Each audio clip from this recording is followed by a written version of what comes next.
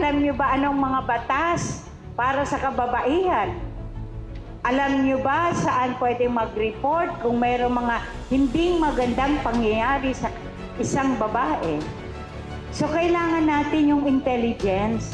If we are really for women and women empowerment, we have to be sensitive. No? Lalo na tayo mga kababaihan.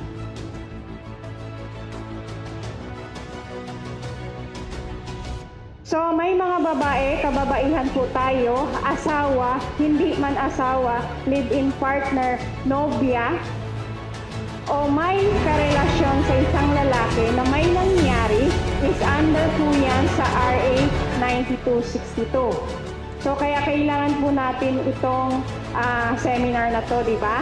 Kasi para mabawasan ang ating cases, para maging zero.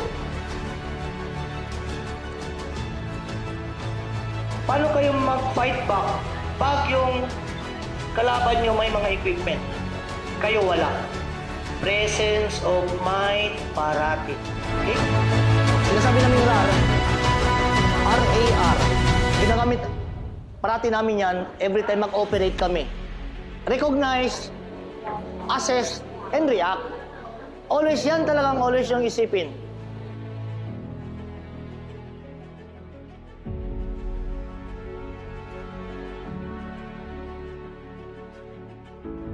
Huwag nating isipin na ang measure lang ng empowerment ng kababaihan ay kung nagtatrabaho ka, kung mataas ang ranggo mo, kung opisyal ka.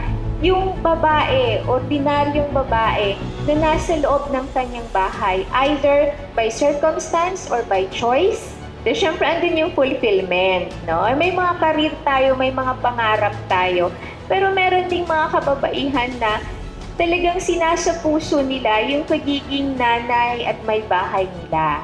Ibig sabihin, yung house can also be and should be a place of power.